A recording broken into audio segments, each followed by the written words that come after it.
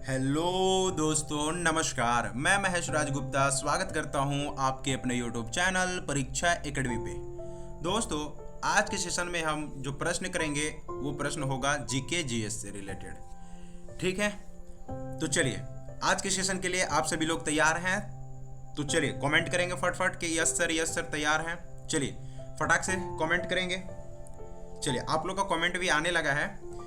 तो चलिए उससे पहले मेरे प्यारे साथियों, अगर आप इस YouTube चैनल पर नए हो तो सबसे पहले चैनल को सब्सक्राइब कर लें और बेल आइकन को ऑन कर लें, जिससे आपको हर एक क्लास का नोटिफिकेशन समय समय पर मिलता रहे। ठीक है, तो चलिए आज की क्लास को शुरू करते हैं। देखिए, ये जो जीके जीएस क्लास जो आपको कराया जा रहा है, ठीक ना, इसमें बिहार शिक्षक भर्ती में जो काम आने वाला है, जितने भी टीचिंग एग्जाम में जीके जीएस से प्रश्न पूछे जाते हैं, सारे के सारे टीचिंग एग्जाम यानी कि ऑल टीचिंग एग्जाम यहाँ से आपके कवर हो जाते हैं जीके जीएस। ठीक है, मैं बता देना चाहता हूँ कि इस क्लास में आपको जीके जीएस से प्रश्न जो मिलेंगे, हिस्ट्री के मिलेंगे। हिस्ट्री में आपके भारतीय राष्ट्रीय आंदोलन, जो कि बहुत ही महत्वपूर्ण रोल इसका होता है। बिहार शिक्षक भर्ती की बात करेंगे तो 7 से 8 नंबर इसी से पूछा जाता है जीके जीएस में। उसके बाद साइंस के भी प्रश्न हैं, ज्योग्राफी के भी प्रश्न है ना, तो इसमें आपको कराया जा रहा है। ठीक है, तो चलिए आज की क्लास को शुरू करते हैं। चलिए पहला प्रश्न देखते हैं। पहला प्रश्न हमारा क्या है? देखिए पहला प्रश्न क्या है, पहला प्रश्न को पढ़ेंगे और सही सही आप लोग आंसर करेंगे कमेंट बॉक्स में। ठीक है, चलिए। अशोक के शासन काल में बौद्ध सभा किस नगर में आयोजित की गई थी? आपको बताना है कि अशोक के शासन काल में जो बौद्ध सभा हुआ था वो किस नगर में हुआ था, है ना, किस नगर में आयोजित किया गया था, आपको बताना है। क्या मगध में किया गया था, समस्तीपुर में किया गया था, राजगृह में किया गया था, या फिर पाटलिपुत्र में किया गया था? चलिए कमेंट करेंगे, आंसर करेंगे आप लोग फटाक से।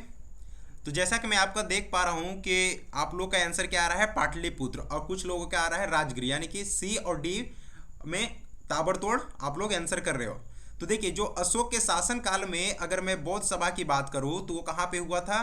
पाटलिपुत्र में हुआ था। कहाँ हुआ था? पाटलिपुत्र में। जितने भी ऑप्शन डी वाले हैं सारे लोग के आंसर सही है ना, सी वाले गलत हो आप लोग। ठीक है, अगला प्रश्न देखते हैं। अगला प्रश्न क्या है? चलिए अगला प्रश्न देखते हैं। देखिए अगला प्रश्न है कि पाटलिपुत्र में स्थित चंद्रगुप्त का महल मुख्यतः किस से बना है? आपको बताना है कि जो पाटलिपुत्र में चंद्रगुप्त का एक महल है वो पूछ रहा है किस से बना है। क्या वो पत्थर का बना हुआ है, क्या वो मिट्टी का बना है, ईंटों का बना हुआ है, या फिर लकड़ी का बना हुआ है? चलिए आप लोग बताएंगे किसका है। सबसे पहले ये आप याद रखना है कि चंद्रगुप्त का जो महल है एक पाटलिपुत्र में बनाया गया है, जो कि किसका है, वो किस चीज से बनाया गया है? लकड़ी से। ठीक ना, चलिए आप लोग का भी ऑप्शन नंबर डी आ रहा है ना। चलिए सही है आप लोग का भी आंसर। चलिए ठीक है, अगला प्रश्न देखते हैं। अगला प्रश्न क्या है हमारा?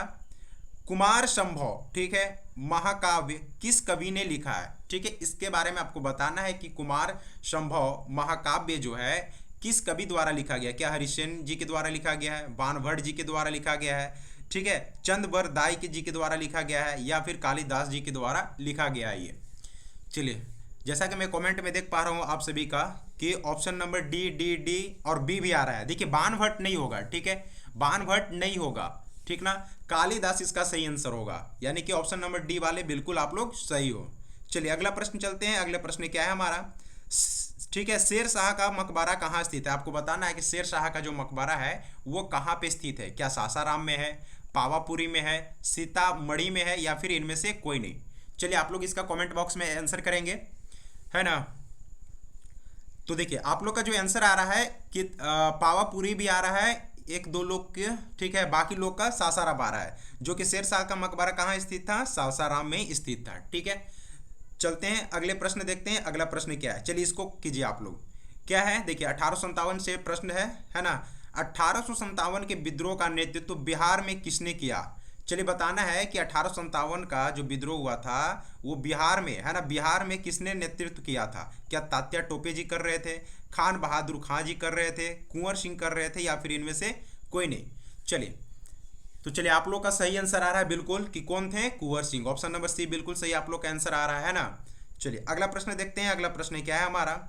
उलगुलान विद्रोह किससे जुड़ा था? आपको बताना है ना, उलगुलान जो विद्रोह है किससे जुड़ा था? जैसे कुंवर सिंह, बिहार में जो भी एग्जाम होते हैं कुंवर सिंह से रिलेटेड पूछा जाता है, और यहाँ पे भी एक झारखंड में भी ऐसे हैं महान हैं जिनके ये जो उलगुलान जो विद्रोह है उनसे संबंधित है। चलिए आपको बताना है क्या वो संथाल थे या फिर कोल या फिर बिरसा मुंडा या फिर इनमें से कोई नहीं।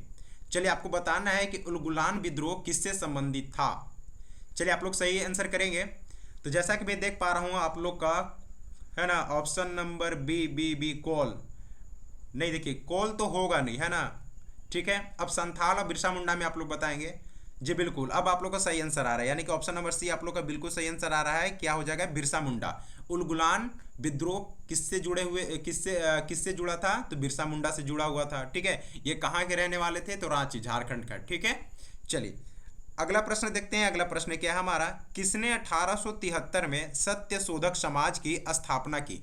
चलिए आप लोग बताएंगे, इंपॉर्टेंट प्रश्न है। सबसे पहले कि सत्य शोधक समाज की स्थापना कब होता है? तो याद रख लीजिएगा आप कि 1873 में सत्य शोधक समाज की स्थापना होती है ना। किसके द्वारा किया जाता है? क्या कस्तूरबा गांधी करती हैं, सरोजिनी नायडू करती हैं, या फिर ज्योतिबा फुले जी के द्वारा किया जाता है, या फिर इनमें से कोई नहीं?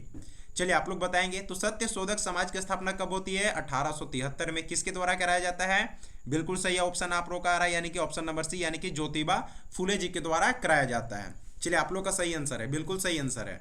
अगला प्रश्न देखते हैं। अगला प्रश्न क्या है हमारा?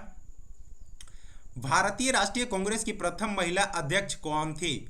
प्रश्न को थोड़ा अच्छे से पढ़ेंगे और देखेंगे यहाँ पे कि प्रश्न में क्या पूछा जा रहा है ना।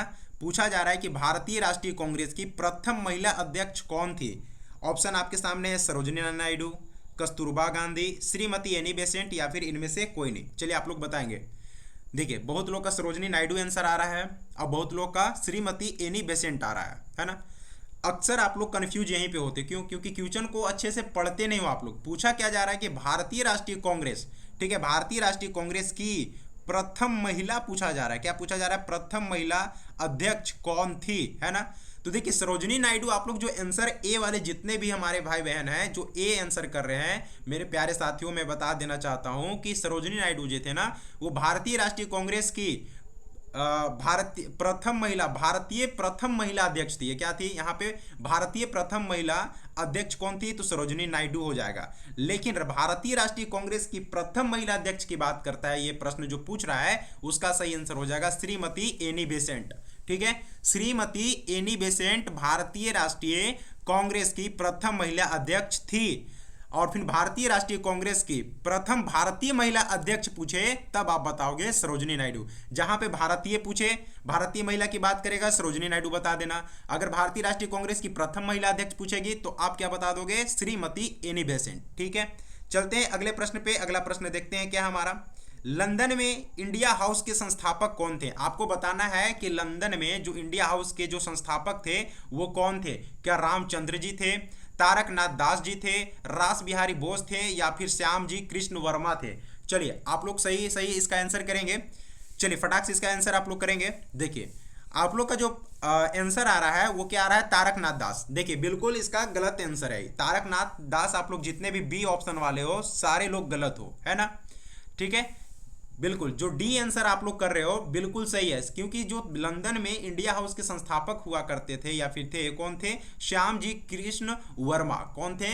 श्याम जी कृष्ण वर्मा। ये प्रश्न बिहार शिक्षक भर्ती में पूछा गया प्रश्न है, और जो भी मैं आपको प्रश्न करा रहा हूँ ना, सारे के सारे अति महत्वपूर्ण प्रश्न है ना, जो कि हर एक एग्जाम से उठाया गया प्रश्न है। वो टीचिंग का एग्जाम हो, है ना, सारे एग्जाम से उठाया गया। और खास तौर पे ये जो क्लास होता है वो एनसीईआरटी और एससीईआरटी बेस्ड ही आपको कराया जाता है। ठीक है, तो चलिए तो समझ में आ गया। लंदन में इंडिया हाउस के संस्थापक कौन थे? श्याम जी कृष्ण वर्मा। जिनका भी बी आंसर आ रहा था वो अपना आंसर को सुधार लेंगे। ऑप्शन नंबर डी बिल्कुल सही होगा, है ना। और उसके साथ आप नाम याद रख लेना, श्याम जी कृष्ण वर्मा, है ना। पूछे लंदन में इंडिया हाउस के संस्थापक कौन थे? तो श्याम जी कृष्ण वर्मा। अगला प्रश्न देखते हैं। अगला प्रश्न क्या है हमारा? मैडम कामा ने 1907 में प्रथम तिरंगा ध्वज कहाँ फहराया था? आपसे पहला पॉइंट यही पूछेगा। मैडम कामा ने, ठीक है, ये 1907, आप डेट याद रख लेंगे इसको, है ना। कभी कभी डेट भी पूछ लिया जाएगा कि मैडम कामा ने प्रथम तिरंगा ध्वज कब फहराया था, तो याद रखना कि 1907 में फहराया था। पूछ रहा है कि कहाँ फहराया था, क्या लंदन में, पेरिस में, स्टुटगार्ट में, या फिर, ठीक है, इनमें से कोई नहीं। तो देखिए बहुत लोग का सही आंसर आ रहा है जो कि बिल्कुल ऑप्शन नंबर सी है ना। ये क्या है, ऑप्शन नंबर सी है, ठीक है। ये ऑप्शन नंबर आप सी इसको मानोगे, है ना। तो ये क्या है, स्टुटगार्ड में, है ना। तो ऑप्शन नंबर सी बिल्कुल सही है। मैडम कामा ने 1907 में प्रथम तिरंगा जो ध्वज फहराने का कार्य किया था, कहाँ पे, स्टुटगार्ड में, ठीक है। अगला प्रश्न देखते हैं। अगला प्रश्न क्या है, चलिए। स्वेज नहर जोड़ती है ना, स्वेज नहर जोड़ती है किसको किसको जोड़ती है, चलो बताया गया। ये ज्योग्राफी का क्वेश्चन है और बिहार शिक्षक भर्ती में पूछा गया प्रश्न है ये, है ना। तो देखिए, क्या वो भूमध्य सागर को लाल सागर से जोड़ती है, लाल सागर को हिंद महासागर से जोड़ती है, या भूमध्य सागर को कैस्पियन सागर से जोड़ती है, या फिर इनमें से कोई नहीं। चलिए आप लोग जल्दी से इसका आंसर करेंगे। तो देखिए आप लोग का जो आंसर आ रहा है ए और बी ज्यादातर आ रहा है ना। भूमध्य सागर को लाल सागर से जोड़ते हैं, ऑप्शन नंबर ए में है। ऑप्शन नंबर बी में ये है कि लाल सागर को हिंद महासागर से वो जोड़ते हैं, ठीक है। तो जितने भी बी वाले आप लोग हो वो सारे के सारे क्या हो, गलत, है ना। इसका जो सही आंसर है वो है ऑप्शन नंबर ए, यानी कि भूमध्य सागर को लाल सागर से जोड़ने का काम कौन करता है, स्वेज नहर, ठीक है। याद रखना, स्वेज नहर किसको किसको जोड़ता है, तो भूमध्य सागर को लाल सागर से जोड़ता है ना। चलिए अगला प्रश्न देखते हैं। अगला प्रश्न क्या है हमारा, देखिए अफ्रीका की मूलभूत जनजाति पिग्मी किस नदी घाटी में पाई जाती है, आपको बताना है, ठीक है। सबसे पहले तो आपसे जो प्रश्न पूछेगा पिग्मी कहाँ की जनजाति है, तो आपको बताना होगा कहाँ की है, ये अफ्रीका की है ना। लेकिन आपसे पूछ रहा है कि पिग्मी किस नदी घाटी में पाई जाती है, क्या वो नील नदी घाटी में पाई जाती है, नाइजर नदी घाटी में पाई जाती है, या फिर जाम्बेजी में पाया जाता है, या फिर कांगो में पाई जाती है, चलिए बताएंगे आप लोग। देखिए जितने भी नाइजर आप लोग कर रहे हो ना, सारे के सारे गलत हो, ठीक है। क्योंकि जो पिग्मी जो ये जो जनजाति है ना वो कहाँ पाई जाती है, तो सबसे पहले अफ्रीका में। अफ्रीका में कौन से नदी के किनारे घाटी में पाई जाती है, तो कांगो नदी घाटी के किनारे ही पिग्मी जनजाति पाई जाती है अफ्रीका में, ठीक है। चलिए अगला प्रश्न देखते हैं। अगला प्रश्न क्या है, सौरमंडल का सबसे बड़ा ग्रह है, आपको बताना है क्या वो शनि है, मंगल है, बृहस्पति है, या फिर पृथ्वी है, चलिए बताएंगे आप लोग सही से। पूछा जा रहा है सौरमंडल, जो हमारा जो सौरमंडल है उसमें जो सबसे बड़ा ग्रह है वो कौन है, शनि है, मंगल है, बृहस्पति है, या फिर पृथ्वी है। चलिए आप लोग इसका सही आंसर करेंगे। तो देखिए क्या हो जाएगा, बिल्कुल सही है, ऑप्शन सी वाले बिल्कुल सही है, आप लोग जा रहे हो, यानी कि बृहस्पति बिल्कुल इसका सही आंसर होगा। अगला प्रश्न देखते हैं। अगला प्रश्न क्या है, चलिए। जवाहर सुरंग किसके नजदीक स्थित है, पूछ रहा है कि जो जवाहर सुरंग है ना, ये प्रश्न पूछा गया है ना। जवाहर सुरंग किसके नजदीक स्थित है, चलिए बताना है आपको, क्या बनिहाल दर्रा के नजदीक स्थित है, ठीक है। उसके बाद खानदुंग ला, ठीक है, वांग ला, या फिर बार लाचा, है ना, किसके नजदीक है, चलिए बताएंगे आप लोग। चलिए जवाहर सुरंग, देखिए ऑप्शन नंबर जो डी बोल रहे हो वो गलत है ना। जिनका भी ऑप्शन नंबर ए आ रहा है ना, बहुत लोगों का ए आंसर आ रहा है ना, बनिहाल दर्रा, ठीक है। तो बनिहाल दर्रा के नजदीक ही क्या है, जवाहर सुरंग स्थित है, क्लियर है। चलते हैं अगले प्रश्न पे, देखते हैं अगला प्रश्न हमारा क्या है। स्वर्णिम चतुर्भुज क्या है, आपको बताना है स्वर्णिम चतुर्भुज क्या है इनमें से, क्या वो महानगरों को जोड़ने वाला रेल मार्ग है, प्रमुख वायु मार्ग है, या फिर राष्ट्रीय राजमार्ग परियोजना है। चलिए ये इंपॉर्टेंट प्रश्न है ना। बिहार शिक्षक भर्ती में तो ऑलरेडी पूछा ही गया है। देखिए ये जो जीके जीएस का जो हम आपको सेशन करा रहे हैं ना, इसमें सारे जितने भी एग्जाम में जीके जीएस से प्रश्न पूछे जाते हैं, सभी एग्जामों के लिए अति महत्वपूर्ण प्रश्न है, ठीक है। चलिए तो आप बताएंगे कि स्वर्णिम जो चतुर्भुज क्या है, क्या महानगरों को जोड़ने वाला रेल मार्ग है, प्रमुख वायु मार्ग है, या फिर राष्ट्रीय राजमार्ग परियोजना है, ठीक है। एक ऑप्शन नीचे भी आपका है, इनमें से कोई नहीं, लेकिन इसका कोई मतलब नहीं बन जाता है ना। हम आपको जो प्रश्न कराते हैं उसमें आपको आंसर भी बताते हैं, ठीक है। तो चलिए आपको बताना है। देखिए बहुत लोगों का ए आंसर आ रहा है, जो कि ए आंसर क्या हो जाएगा, गलत हो जाएगा। जो स्वर्णिम चतुर्भुज है ना, वो हमारा क्या है, राष्ट्रीय राजमार्ग, क्या है, राष्ट्रीय राजमार्ग परियोजना है। ये क्या है, एक तरह का राष्ट्रीय राजमार्ग परियोजना है हमारा, है ना। तो ये चीज को आप ध्यान में रखेंगे, ये प्रश्न बहुत बार पूछे गए हैं, अब आगे भी पूछे जाने की पूरी चांसेस है ना। क्योंकि वो लोग प्रश्न कहाँ कहाँ से बनाएंगे, बुक से ही बनाएंगे, एनसीईआरटी से बनाएंगे, एससीईआरटी से बनाएंगे, है ना। तो वहीं से सारी चीज आपको कवर कराए जाते हैं, ठीक है। चलते हैं अगले प्रश्न पे। अगला प्रश्न देखते हैं क्या है हमारा, विद्युत धारा की इकाई क्या है ना। सिंपल सा प्रश्न है, चलिए इसका आंसर करेंगे। क्या वोल्ट है, एम्पियर है, वाट है, या फिर इनमें से कोई नहीं। विद्युत धारा की इकाई क्या है, चलिए तो बहुत लोगों का आंसर आ रहा है बी यानी कि एम्पियर, बहुत अच्छा है। अगले प्रश्न पे चलते हैं। अगला प्रश्न क्या है हमारा, प्रकाश वर्ष इकाई है किसका, आयु का, समय की, या फिर दूरी की, या फिर इनमें से कोई नहीं, चलिए बताएंगे। प्रकाश वर्ष इकाई है, किसका इकाई है प्रकाश वर्ष? चलिए बताएंगे आप लोग। देखो जितने भी आप लोग समय की बता रहे हो ना, समय का बता रहे हो, ये गलत है, ठीक है। ये जब गलत है ना। देखो आयु की तो होगा नहीं, है ना, प्रकाश वर्ष पूछ रहा है, ठीक है, समय तो है नहीं, तो अब बच कौन गया? दूरी। तो ऑप्शन नंबर सी बिल्कुल आपका सही आंसर हो जाएगा, दूरी का। प्रकाश वर्ष जो इकाई है किसका है? यह दूरी का है ना।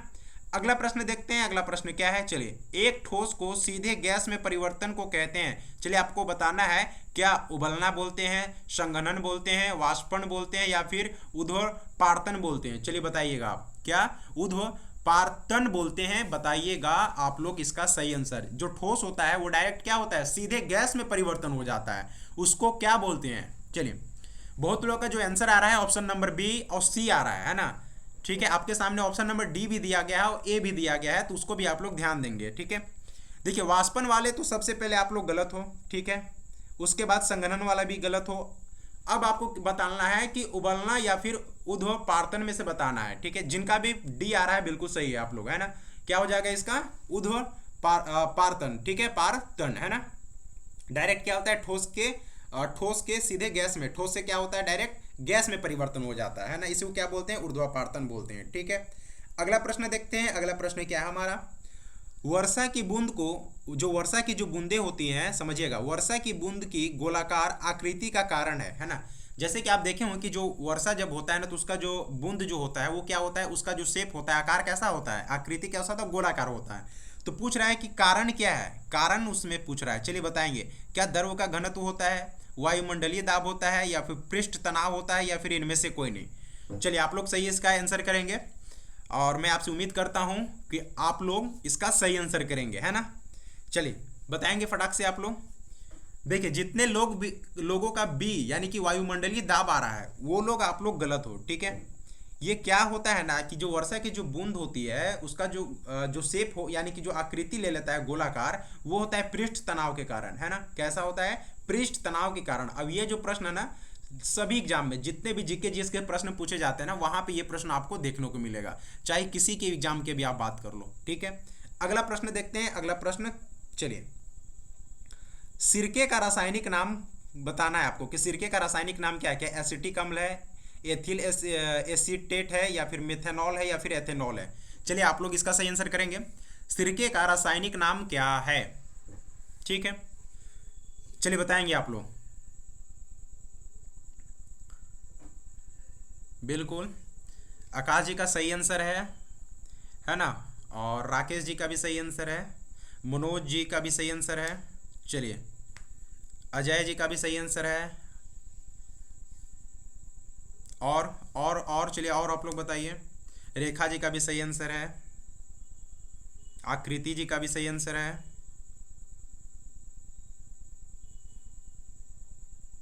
विकास जी का भी सही आंसर है।